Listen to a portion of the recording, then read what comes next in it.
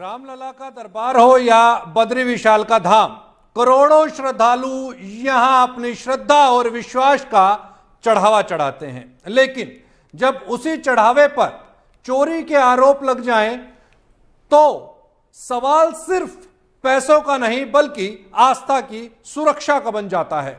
आखिर भगवान के घर में ही अगर विश्वास सुरक्षित नहीं तो जिम्मेदार कौन है?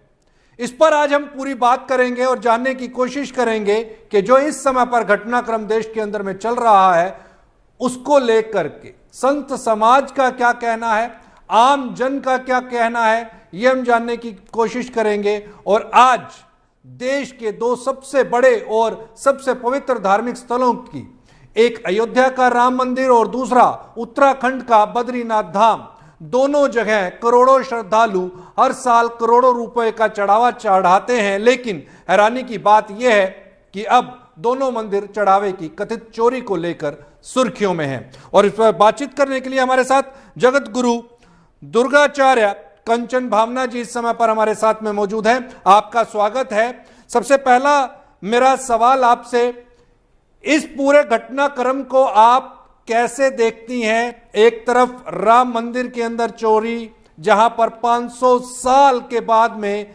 राम मंदिर बना, अथक प्रयास हुआ, पता नहीं कितने ही लाशें वहां पर बिछी, उसके बाद राम मंदिर का निर्माण होता है और राम मंदिर के निर्माण के बाद में इस तरह की बात का निकल करके आना क्या कहता है? देखिए, सर्वप्रथम जो राम मंदिर की घटना है, बड़ा दुर्भाग्यपूर्ण घटना है। ये छोटी घटना नहीं है। अब बोलते हैं जब पट्टी बांध कर धृतराष्ट्र ही बैठ गए, धृतराष्ट्र का जब राज्य था उसके सामने क्या हो रहा था, वही जो वहां के मेन थे जिनके हाथ में श्री राम मंदिर सौंपा गया था, उन्होंने अपने आंख में पट्टी बांधकर सब कुछ उनके आंखों के नीचे सब उनके सामने होता रहा और वो चुपचाप देखते रहे। ये बर्दाश्त के लायक नहीं है। कितने माओं की गोद सुनी हुई, कितने बहनों का मांग का सिंदूर उजड़ गया। अभी देखिए इतने लोगों की बलिदान कार सेवा में, ये छोटी बात नहीं है, ये बड़ी बात है। और इस पे कड़ी प्रक्रिया लेनी चाहिए, कड़ी सजा होनी चाहिए, मृत्यु दंड होनी चाहिए। क्योंकि कई लोगों ने राम मंदिर को लेकर अपनी जान निछावर किया था और वहां पे जो धन इस तरह से चोरी हो रही है, चाहे सोना चांदी, चाहे इतने सारे मतलब करोड़ों के डेली का बताया जा रहा है कि 20-25 लाख का गमन हो रहा था। तो चढ़ावा चोरी, साध्वी जी, ये तो चढ़ावा चोरी है सीधे सीधे। और पहले तो राम मंदिर की खबर आ रही थी, अब तो बद्रीनाथ धाम से भी आ गई। बद्रीनाथ जी के यहाँ से भी खबर निकल करके आई है और एक अरेस्ट भी हुआ है बंदा। देखिए ये बड़ी दुर्भाग्य की बात है, जबकि चप्पे चप्पे पे वहाँ सीसीटीवी लगा हुआ है। हाँ। और सीसीटीवी जो कंट्रोल रूम होता है वहाँ निगरानी रखते हैं। मैं जैसे अभी अबू धाबी गई थी, अबू धाबी में स्वामी नारायण मंदिर गई। स्वामी नारायण मंदिर में सब जगह मुझे घुमाए, वहाँ के डायरेक्टर थे प्रणव जी, उन्होंने सब जगह घुमाया। एक दिन के लिए चीफ गेस्ट बनवाया था, मेरे हाथ से आरती करवाया और बोला कि साध्वी जी आप देखना चाहते हैं आप जाइए कहीं फोटो क्लिक कीजिए और ये तुरंत सुरक्षा आ जाएगी कि आप फोटो खींचना मना है। और मैंने वैसे ही किया और तुरंत आई। जबकि यहाँ पे कुछ सुरक्षा का प्रबंध ही नहीं है। जगह जगह अगर सीसीटीवी लगा है तो कंट्रोल रूम में तो निगरानी के लिए सुरक्षा गार्ड तो बैठा होगा ना, वो क्या कर रहे थे? उनकी भी मिली भगत होगी। मतलब जब ऊपर से लेकर नीचे तक पूरा करप्शन रहा है, अगर एक बंदा भी वहां ईमानदार होता तो इतनी बड़ी चोरी नहीं होती। और अभी भी जिनको रखा गया है वो भी विश्वास के पात्र नहीं है, नहीं है, नहीं है। और दूसरी बात, यह मुद्दा आज ही क्यों उठा, इससे पहले क्यों नहीं उठा? माननीय योगी जी को मतलब आज जब इलेक्शन होने वाला है, इलेक्शन के टाइम में यह मुद्दा उठाया गया है, तो कहीं ना कहीं योगी जी को गिराने की साजिश चल रही है। और मैं कहूंगी कि योगी जी जीत के आएंगे। कांड किसी और ने किया है और पार्टी भुगते, ये तो बहुत दुर्भाग्य की बात है। आपने अभी दो चीजें महत्वपूर्ण कही। पहला ये कहा कि धृतराष्ट्र है कोई, वो धृतराष्ट्र कौन है? किसको आप धृतराष्ट्र कह रही हैं? क्या चंपत राय धृतराष्ट्र कौन? वहां पे कोषाध्यक्ष कौन है? कोषाध्यक्ष का ड्यूटी क्या है? कोषाध्यक्ष का काम क्या है कि आप जाके देख सकते हैं, आपको 15 दिन में वहां की रिपोर्ट लेनी चाहिए। लेकिन कोषाध्यक्ष तो अपनी अपनी कुर्सी के ऊपर काबिज है, उन्होंने तो साफ मना कर दिया, मैं कोई इस्तीफा नहीं देने जा रहा। नहीं, इस्तीफा तो देना पड़ेगा और देना चाहिए, ये कोई बात नहीं है। आपने साफ बोल दिया कि नहीं मैं तो यहाँ था ही नहीं, तो फिर कोषाध्यक्ष क्यों बने आप? कोषाध्यक्ष का ड्यूटी क्या होता है बताइए? यहाँ कोई सभी पढ़े लिखे हैं, यहाँ सभी को नॉलेज है। अनपढ़ भी बता देगा कि कोषाध्यक्ष का मतलब क्या होता है। बिल्कुल निश्चित। और आप चुपचाप बोले कि मैं यहाँ रहता ही नहीं था, बहुत दिन तक आता ही नहीं था, फिर कोषाध्यक्ष बने क्यों आप? ये बताइए। कोषाध्यक्ष का मतलब पूरा हिसाब किताब, बैंक, सब कुछ, कितना चंदा आया, कितना चढ़ावा आया, आपको सब देखना पड़ेगा। ये नहीं कि नाम के लिए आप कोषाध्यक्ष बने हैं, ये जरूरी नहीं है। चंपत राय जी भी सबको बचाव में लगे हुए हैं, धृतराष्ट्र का उनका भी भूमिका है, कैसे नहीं है? इतनी बड़ी गपला, इतना बड़ा वहां पे साजिश चल रही है, इतना बड़ा गमन हो रहा है, क्या एक सुई चोरी हुई है क्या? आपने कहा कि जो अभी लोग रखे जाने वाले हैं, या अभी क्योंकि कमेटी बनी है, एक 3 सदस्यीय एक कमेटी को बनाया गया है, सीईओ की अभी जांच हो रही है कि भाई सीईओ किसको रखा जा सकता है, उसमें एक महिला भी हो सकती है, एक पुरुष भी हो सकता है। साध्वियों को देखिए, माँ रितंबरा का बहुत बड़ा योगदान है राम मंदिर के लिए, बिल्कुल रखना चाहिए। उन्होंने बहुत काम किया है, ये कहने की बात नहीं है, आपको रखना चाहिए किसी न किसी साध्वी को, जो योग्य हो, जो ईमानदार हो। उस पर वोटिंग होनी चाहिए कि राम मंदिर के लिए किसने किसने अपनी इतनी बड़ी बलिदान दी है।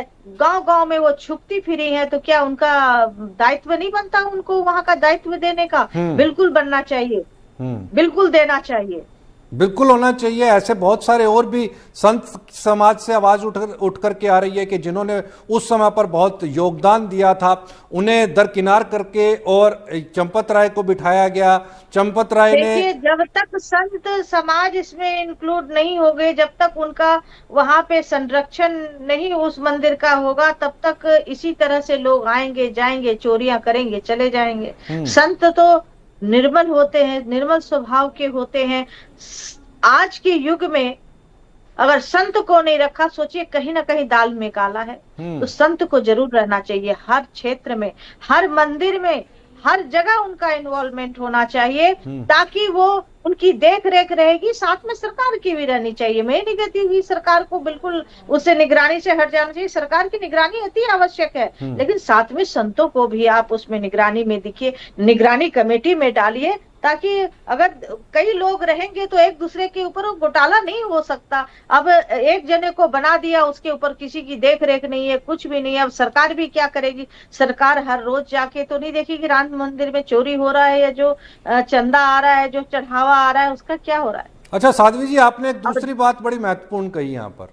आपने कहा कि योगी जी को बदनाम करने की ये साजिश है, और योगी जी को क्योंकि इलेक्शन है और इलेक्शन के ठीक पहले ये विस्फोट हुआ है, और रामलला का जो मंदिर बना 500 साल के बाद में, ये अब जो चोरी, चंदा चोरी का जो मामला उठ करके निकल करके आया है, इससे योगी जी की छवि को क्या आपको लगता है कि दाग लगेगा? योगी जी को इसका नुकसान आने वाले चुनावों में होगा? क्यों दाग लगेगा? माननीय योगी जी के देखिए, उनके बहन की हालत जाके देख लीजिए, उनके परिवार का हालत जाके देख लीजिए। जिन्होंने चंदा चोरी की है, उनका घर चमक रहा है। माननीय योगी जी के पास क्या है? वो बेचारे एक गिरवा वस्त्र में अपना कार्य कर रहे हैं। राष्ट्र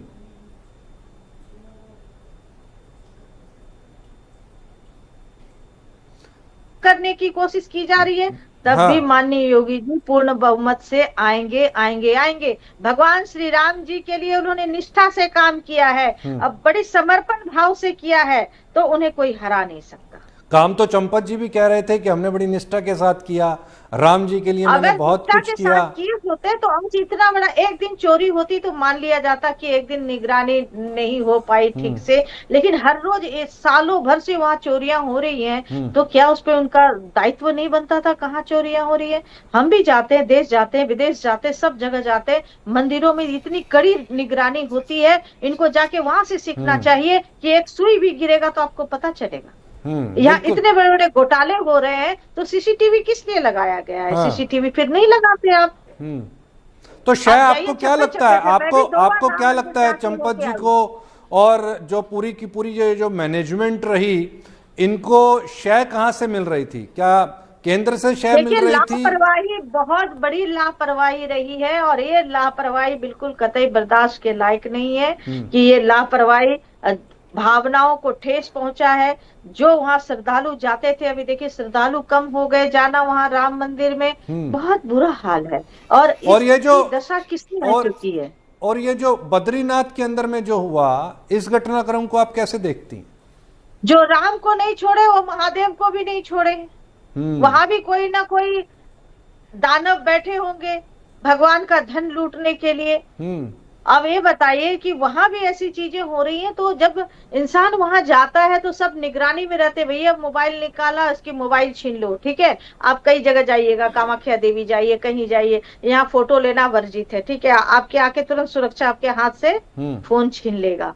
इतनी बड़ी, मैं भी गई हूँ, 2-3 लोगों को देखा है ऐसे करते हुए, तुरंत फोन छीन लिया गया। इतना बड़ा धन गमन हो रहा है, तो क्या वो सीसीटीवी की निगरानी में नहीं है? कहीं ना कहीं ग्राउंड लेवल से लेके अप लेवल तक घोटाला हो रहा है, सबकी मिली भगत है, तभी इतना बड़ा कांड हो रहा है। सबकी मिली भगत में अब जैसे आरएसएस का की मुख्य भूमिका मानी जा रही है राम मंदिर बनाने के अंदर में, और जो नियुक्तियां पहले हुई वो भी आरएसएस के प्रतिनिधि रहे, विश्व हिंदू परिषद से जुड़े रहे, तो क्या क्या क्या माने इसको? आप ये बताइए कि आरएस में एक मछली सारे मतलब तालाब को गंदा कर देती है। आरएसएस तो कभी ऐसी भावना नहीं रही है आरएसएस की कि आरएसएस के जो प्रधान है वो बोलेंगे भाई तुम राम मंदिर में चोरी करो, ऐसा तो नहीं कहेंगे। अब उसमें इतने सारे लोग हैं, बोलते हैं ये अब हमारी 5 उंगलियां हैं, 5 उंगलियां बराबर नहीं है, उसमें कौन चोरी कर सकता है, कोई बहुत ईमानदार भी हो सकता है। हम किसी के ऊपर टिप्पणी नहीं कर सकते कि एक ने चोरी किया तो पूरा आरएसएस ही खराब है। अब उसमें एक ऐसे व्यक्ति आ गया जो बिल्कुल राम के प्रति समर्पित दिखा के उसने वहां पे डाका डाला है। कौन व्यक्ति है? वो कौन सीट सकते? वो कौन व्यक्ति है साध्वी जी? अब तो अरेस्ट तो हो चुके हैं वो, लेकिन वो क्या, वो तो आरएसएस के नहीं है। जो भी अरेस्ट हुए वो तो चंपत राय जी के या तो निजी ड्राइवर रहे, निजी सेवाकार रहे, विष्णु यादव रहे हैं, कुछ 1-2 आरएसएस का भी नाम आया है, उसमें नाम मैं भूल गई हूँ, लेकिन पूरा आरएसएस इसमें इन्वॉल्वमेंट नहीं हो सकता। आरएसएस की भूमिका ऐसी नहीं रही है, ऐसी छवि नहीं रही है। अब कुछ लोग खराब निकल जाते हैं तो उसके लिए आप कुछ नहीं कह सकते। तो कैसी व्यवस्था होनी चाहिए? क्या आपको लगता है कि जो मंदिरों के व्यवस्था बिल्कुल कड़ी रहनी चाहिए, इनको जाके ट्रेनिंग तो मंदिरों के काम के अंदर और देख रेख में क्या सरकार की सीधे हस्तक्षेप होनी चाहिए? कोई होनी चाहिए, बिल्कुल होनी चाहिए। लेकिन संत समाज तो बहुत कहता है कि सरकार धर्म के मामले में हस्तक्षेप नहीं करे। देखिए, धर्म के मामले में अगर सरकार हस्तक्षेप नहीं करेगी तो अब देखिए हम तारापीठ जाते हैं, वहां सरकार के अंदर में नहीं है वो मंदिर। जहां मैंने सरकार के अंदर में मंदिर देखा है, वहां की सुरक्षा, वहां की व्यवस्था, वहां साफ सफाई, सब कुछ अच्छे ढंग से होता है, सब सुचारू रूप से होता है। अब तारापीठ जाते हैं, अफरा तफरी मचती है, क्योंकि मैं वहां 3 साल रह के साधना भी की हूँ और मैं जाती भी रहती हूँ। तो वहां की व्यवस्था बिल्कुल अस्त व्यस्त है, क्योंकि वहां पंडों के हाथ में सुरक्षा है, ना तो सफाई का ध्यान है। तो अगर सरकार के हाथ में रहती है तो सरकार उसको अच्छी तरह से ध्यान रखती है, तो साथ में संतों को भी इंक्लूड करना चाहिए, इन्वॉल्वमेंट करना चाहिए, ताकि उनकी भी निगरानी रहे। संतों के निगरानी में सारा मंदिर देख रेख को दिया जाए। आपको लगता है साध्वी जी ये जो मंदिरों के अंदर में चढ़ावा चढ़ाने की जो प्रथा है, ये पूर्ण रूप से बैन कर देनी चाहिए? किसी भी मंदिर के अंदर में चढ़ावा क्यों चढ़ाया जाए? आप गुरुद्वारे में खूब चढ़ावा चढ़ता है, वहां लंगर की व्यवस्था है, वहां कोई भूखा नहीं आता है, तो क्या इतने चढ़ावे चढ़ते हैं, लोग दूर दूर से आते हैं, पानी के लिए तरसते हैं, क्या उस मंदिर में उसका प्रयोग नहीं किया जाए? वहां पे लंगर लेकिन की मंदिरों में ऐसा कभी कहीं नहीं होता। आप देखिए, अगर आप वृंदावन चली जाएं, वृंदावन ठाकुर जी के यहाँ पर चली जाएं, तो वहां इतना चढ़ावा चढ़ता है, लेकिन मंदिर की तरफ से कोई व्यवस्था नहीं है वहां पर श्रद्धालुओं के लिए। बिल्कुल होना चाहिए। आप बद्री विशाल चले जाइए, आप बद्री विशाल जाएं, वहां पे इतना चढ़ावा चढ़ता है, लेकिन उसके बावजूद श्रद्धालुओं के लिए वहां कोई व्यवस्था नहीं है। आप नहीं, बिल्कुल अमरनाथ की अभी यात्रा चल रही है, अमरनाथ की यात्रा में अगर चले जाएं तो मंदिर की तरफ से कोई व्यवस्था नहीं है, वहां पर कोई भी तो श्रद्धालु पब्लिक अपनी व्यवस्था तरफ से अगर, करती है, मंदिर कोई व्यवस्था नहीं करती। हाँ क्यों नहीं करते? वो इतना चढ़ावा कहाँ करना जाता कहाँ चाहिए, आखिर? वो सारा चढ़ावा कहाँ जाता है इसका हिसाब किताब होना चाहिए। हाँ। कि भाई अगर श्रद्धालु यहाँ आते हैं तो एक टाइम का भोजन तो उसे मिलना चाहिए। वो पता नहीं अपने कोई दुपट्टे में कपड़े बांध के लाते हैं। देखिए, जिसको एक टाइम रोटी नहीं मिलती है वो भी 1 रुपया चढ़ाने का भाव रखता है मंदिर में। और बड़े बड़े लोगों की तो बात छोड़िए, वो कितना चढ़ावा चढ़ा देते हैं, कोई लोग गुप्त दान करते हैं। तो वो पैसा धन का दुरुपयोग नहीं होना चाहिए, आपको सदुपयोग होना आपको चाहिए। लगता है कि सनातन की जो क्षति हो रही है और सनातन से जो युवा पीढ़ी हट रही है, उसके पीछे की खास वजह यही एक बड़ा कारण है? बिल्कुल बिल्कुल, क्योंकि कई ऐसे धर्माचार्य हैं जो सनातन को क्षति पहुंचा रहे हैं। कई ऐसे धर्म तीर्थ है जहां क्षति पहुंच रही है। अब देखिए, अब वैष्णो देवी जाइए, अब उसमें साफ मना कर देना चाहिए कपल को। मतलब जब शादी करते हैं वो तुरंत वहां निकल जाते हैं वैष्णो देवी, और वहां उन जब चढ़ाई करते हैं वो दृश्य जरा देखिए कैसा दृश्य होता है। हम माँ वैष्णो बोलते हैं। तो ये सब पे प्रतिबंध लगना चाहिए। पोशाक के ऊपर भी प्रतिबंध लगना चाहिए। जो हम वेशभूषा में जा रहे हैं, छोटे छोटे मिनी स्कर्ट पहन के, आपको किसने अधिकार दिया कि मंदिर में इस तरह से जाइए? आप पब में जाते हो तो साड़ी पहन के तो नहीं जाते हो, उसमें आप पब जैसे कपड़े पहन के जाते हो। तो मंदिरों में ही ऐसा क्यों? तो हम लोग स्वयं इसके जिम्मेदार हैं, स्वयं जिम्मेदार हैं कि हमने धर्म को धर्म नहीं समझा, हमने सनातन को सनातन नहीं समझा। इसको हम इसकी खुद ही हमने धज्जियां उड़ाई है। और कुछ लोग हम जो सनातनी है अपने बच्चों को नहीं सिखा रहे हैं कि मंदिर जाना है तो सभ्य कपड़े पहन के जाना है, तो वैसे लेके जाएंगे। जब भी आप कभी, हम कई मंदिरों में जाते हैं तो जब ऐसा मैं देखती हूँ, मुझसे नहीं देखा जाता है, मैं टोकती हूँ, रोकती हूँ कि ऐसा क्यों। वो लड़ने को उतारू हो जाते हैं। तो कई मंदिरों में ये जरूरी है, बहुत सारी चीज नियम लागू होना चाहिए जो मंदिरों में नहीं है, बाकी सब जगह। चर्च जाइए, गुरुद्वारे जाइए, इनके मस्जिदों में जाइए, देखिए सब जगह नियम है। केवल सनातन एक ऐसा धर्म है, लोगों ने इसको बिल्कुल गर्क में डाल दिया है। कुछ लोगों ने क्या किया है कि यहाँ पे अभी देखिए, अभी कुंभ आएगा, कुंभ में चरस, गांजा, अफीम सब चल रहा है। अब मेरा टाइम हो गया दूसरा चैनल पे जुड़ने का, मैं इजाजत मांगती हूं। जी, बहुत बहुत शुक्रिया साध्वी जी इस तमाम जानकारी के लिए और बने रहने के लिए। निश्चित तौर के ऊपर पे बहुत सारी खामियां हैं और इन खामियों को दुरुस्त करने के लिए संत समाज को ही आगे आना पड़ेगा। उसी को ही वो नकाब जो पहने हुए दूसरे जो संत हैं जिनकी तरफ आप इशारा कर रही थी, उन लोगों के जो नकाब हैं वो आप ही लोगों को उतारने पड़ेंगे और उनके नाम खुल करके आपको बताने भी पड़ेंगे। कहीं मत जाएं, देखते रहे मार्केट टाइम्स टीवी।